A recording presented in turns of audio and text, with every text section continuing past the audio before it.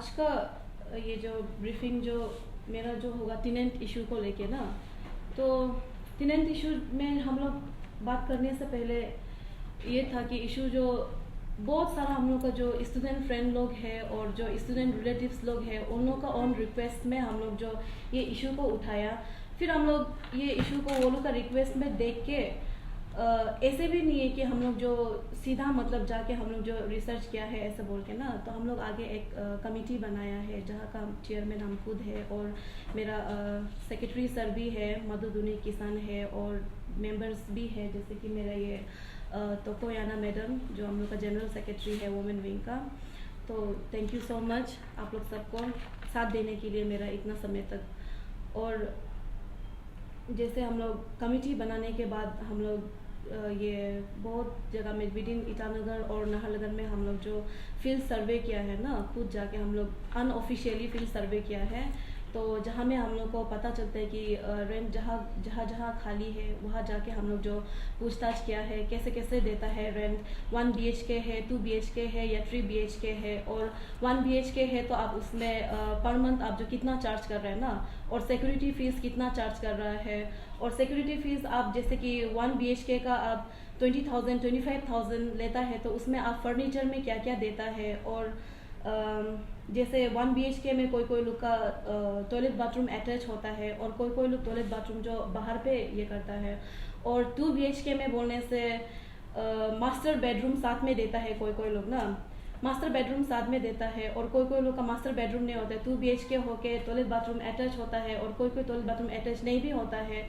और 2 BHK में जैसे कि आप सिक्योरिटी फी आजकल 50-60,000 तक चार्ज करता है ना, तो उसमें आप 2 BHK में बोलने से इतना सिक्योरिटी चार्ज करने के बाद में भी कोई कोई लोग जैसे उसमें फर्नीचर नहीं देता है। तो 2 BHK में तो ऑब्वियसली 2 बेडरूम होता है, तो 2 बेडरूम में आप जो एटलीस्ट दोनों बेडरूम में आप एक बेड देना है और स्टडी टेबल देना है। ये एक हम लोग का नेसेसिटी चीज़ होता है ना, इसको कोई कोई लोग जो नहीं देता है और कुछ कुछ जगह में तो देता है। और जैसे कि बहुत सारा जगह होता है जो लोग थोड़ा अंडरग्राउंड होता है और जो थोड़ा कमर्शियल एरिया में होता है। कोई कोई लोग कमर्शियल एरिया में होके भी रीजनेबल प्राइस एक चार्ज करता है और कोई कोई लोग बहुत अंडरग्राउंड होके जहाँ में ट्रांसपोर्टेशन ठीक नहीं है और नेटवर्क कनेक्शन ठीक नहीं है, ऐसे ऐसे जगह में रह के भी कोई कोई लोग एकदम अनरीजनेबल चार्ज ऐसे ही चार्ज कर लेता है ना। तो ये सब चीज़ जो ठीक नहीं है। और 3 BHK का बोलने से अभी मेरा नॉलेज में 17-18,000 तक लेता है और उसका सिक्योरिटी फीस जो 80,000 तक चार्ज करता है। तो ये सब चीज़ हमको लगता है कि ये बहुत मतलब अनरीजनेबल है। लेने से भी एक रीजनेबल प्राइस में लेना है जो स्टूडेंट लोग भी दे सकेगा और जो हम लोग का अनएम्प्लॉय यूथ लोग है वो लोग भी दे सकेगा। ऐसे नहीं है, कोई कोई लोग का रीजनेबल प्राइस लेता है और कोई कोई लोग अनरीजनेबल में इतना दाम लेता है। और अभी ऐसे है ड्यूरिंग आवर फील्ड रिसर्च ऐसे भी है कि कोई कोई लोग ये अभी घर बनाता है, पार्किंग प्लेस बनाता है, लेकिन पार्किंग प्लेस का आप जो अलग से फिर मंथली आप जो उसका चार्ज लेता है ना, तो ये सब चीज़ जो बहुत गलत है। तो इसमें हम लोग बहुत 2-3 मंथ रिसर्च करने के बाद में देखा है तो ज़्यादातर हम लोग का स्टूडेंट और जो अनएम्प्लॉय यूथ लोग है वो लोग ही सफ़र कर रहा है। यही रीज़न है जो हम लोग का अनएम्प्लॉय यूथ लोग है और जो स्टूडेंट लोग है वो लोग क्राइम के रास्ता पे भी चला जाता है। जैसे कि लड़का लोग बोलने से ऑन गोइंग जो स्टूडेंट लोग है, बॉयज़ लोग है, वो लोग ऐसे हर मंथ आपको जैसे इतना बस्ती से आपको 10,000 जैसे आपका माँ पिताजी जो देता है और आप यहाँ में 8,000 आप जो रेंट पे आप जो दे रहा है, अभी हर महीना आप कुछ करो या मत करो रेंट फीस तो देना ही है। तो ऐसे कुछ केस में आपका जैसे आपको 2,000 बचता है उसमें से तो हम लोग का कैपिटल रीजन में सर्वाइव करना इम्पॉसिबल है ना। तो ऐसे केसेस में बहुत क्राइम के रास्ता भी पकड़ लेते हैं। जैसे कि कोई कोई लोग अभी देखो यंग लड़का लोग ड्रग पेडलर भी बन गया और यंग लड़की लोग जो बहुत सारा लोग जो प्रोस्टिट्यूशन का रास्ता में भी चला जाते हैं ना। तो हमको यही लगता है कि यही एक मतलब बेसिक रीज़न है बोल के। तो ये चीज़ को हम लोग स्टेबलाइज करने के लिए और एक यूनिफॉर्मिटी लेके आने के लिए हम लोग DC सर को 26 सितंबर को हम लोग रिप्रेजेंटेशन लेके गया था ना। तो रिप्रेजेंटेशन लेके जाने समय हम लोग रिप्रेजेंटेशन देने के बाद DC सर को 1-on-1 डिस्कशन नहीं हो पाया सर के साथ में। तो आफ्टर दैट हम लोग ये day before yesterday which is 10th अक्टूबर वहाँ में हम लोग DC सर के पास फाइनली गया और DC सर को 1-on-1 डिस्कशन उसके साथ होने के बाद में सर भी मैटर को कंसर्न में लेते हुए सर एक ऑर्डर पास किया जहाँ में एक कमेटी बनाया गया है ना, कमेटी बना के वहाँ में हम लोग एज ए वॉलंटियर्स भी है, जहाँ हम लोग ऑफिशियली EAC चेयरमैन के साथ में और कॉर्पोरेटर के साथ में कुछ एक पर्टिकुलर कॉलोनी है वहाँ में हम लोग सैंपल सर्वे करेगा। सैंपल सर्वे करने के बाद हम लोग वो सर्वे रिपोर्ट जो हम लोग डीसी सर को हम लोग सबमिट कर देगा ना, उस हिसाब से डीसी सर जो अभी एक मतलब ये मिनिमाइज करेगा कि प्राइस को कैसे करना है, कैसे फिक्स करना है और सिक्योरिटी फीस कैसे फिक्स करना है, यही है। और हम लोग मेरा पब्लिक से और जो कॉमन स्टूडेंट है और जो यूथ लोग है वो सब मेरा यही अपील रहेगा कि आप लोग सब हम लोग के साथ कोऑपरेट कीजिए।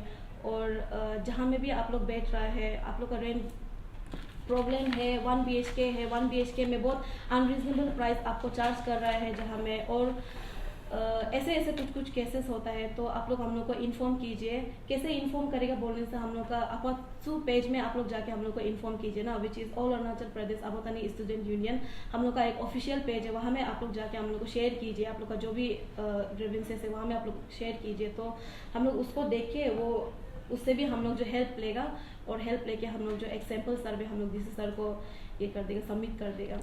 और ड्यूरिंग आवर सर्वे ये भी है कि बहुत सारा जगह में बहुत सारा लैंडलॉर्ड्स लोग जो ऐसे बोलता है कि जैसे नॉन FEST को ज़्यादा प्रेफरेंस देता है ना, ट्राइबल है बोलने से ट्राइबल को नहीं देगा बोलते हैं, नॉन FEST को देगा बोलते हैं। ये चीज़ जो बहुत गलत है। आप लोग लैंडलॉर्ड लोग से भी मेरा यही रिक्वेस्ट रहेगा कि आप लोग ऐसे मत बोलिए ना। आप लोग अपना ही आदमी को ट्रस्ट नहीं करेगा तो बाकी कैसे ट्रस्ट करेगा, बाहर का लोग कैसे ट्रस्ट करेगा। ऐसे चीज़ मत कीजिए। सब लोग नहीं करता है, कोई कोई करता है, यही बोलेगा। और वैसे भी हम लोग का अरुणाचल प्रदेश में इतना अच्छा अच्छा लॉज है, जैसे Arunachal Pradesh building lease rent eviction control act 2014 है। इस हिसाब से under this act according to the section 6, इस सेक्शन के तहत यहाँ में जो आपका जैसे कि landlord can not charge premium amount exceeding 2 months of rent fees. जैसे आप 2 month का, अब जैसे आप 1 BHK है ना, 1 BHK में आप जैसे पर मंथ आप जो 5000 दे रहे हैं, तो वो 5000 का आप जो 2 months जैसे कि 2 month का कितना होता है 10,000 होता है, तो आप वो 10,000 ही आप जो as a security fee charge कर सकते हैं। अदर दिन उससे ज़्यादा लेने से हम लोग कंट्रोलर के पास हम लोग कंप्लेन करने के लिए जा सकते हैं, ये है। और अंडर सेक्शन 16 क्लोज 1 इसमें ये दिया है कि every landlord should done every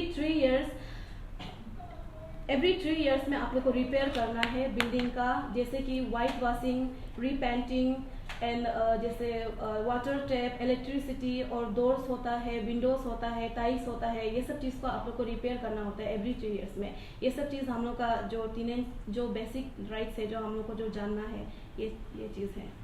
तो यही है मेरा आज का अपील जो। Thank you.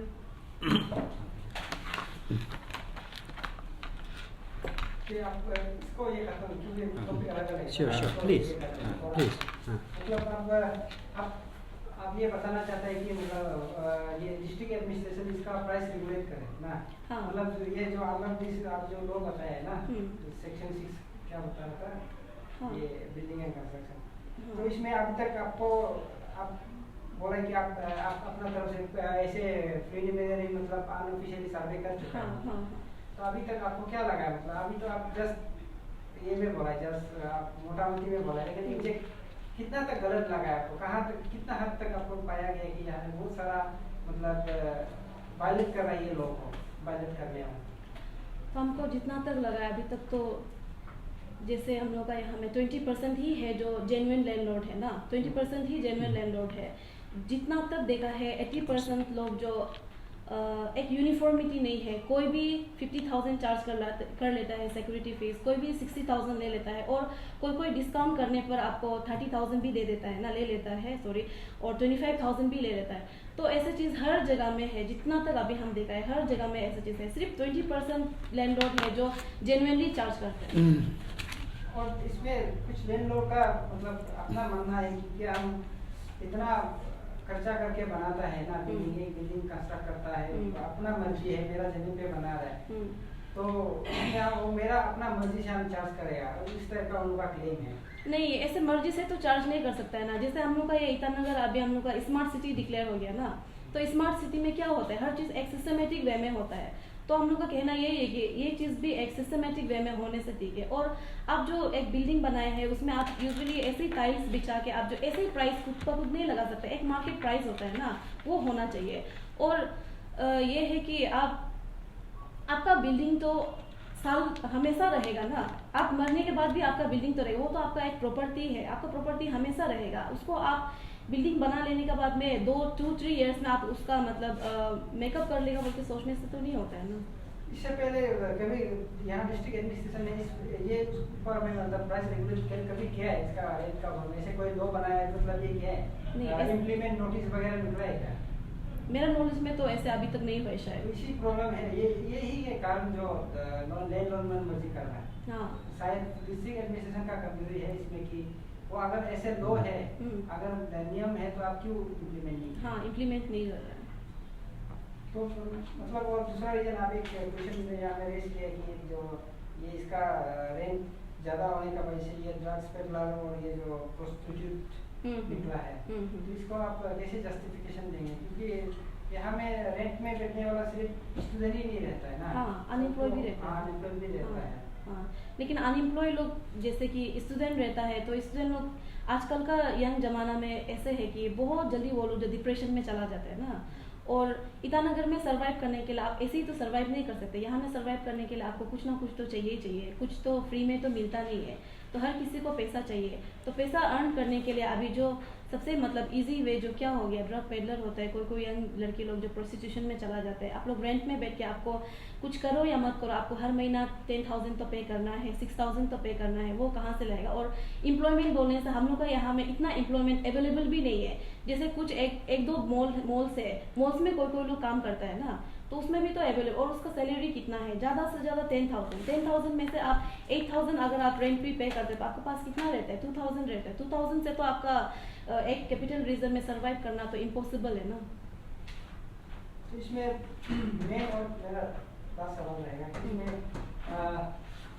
ये जो और दूसरा क्या रीजन हो सकता है कि जो लैंडलॉर्ड लोग ऐसे नहीं है कि मतलब यहाँ आपको भी पता है कि हमें बहुत लोग सुना जाता है कि कैपिटल ईटानगर में जॉब मिलना आसान हो जाता है लेकिन रेंट मिलना आसान नहीं है। हाँ तो इसका वजह से नहीं है कि वो लोग लैंडलॉर्ड लोग मन मर्जी ये आप बहुत अच्छा बोला, ये हम बोलने वाला ही था शुरू में। जब भी ईटानगर में आते हैं तो हर कोई लोग बोलता है कि ईटानगर में तो फिर भी रेंट जॉब मिलना आसान है लेकिन रेंट नहीं मिलता है, बोलता है ना।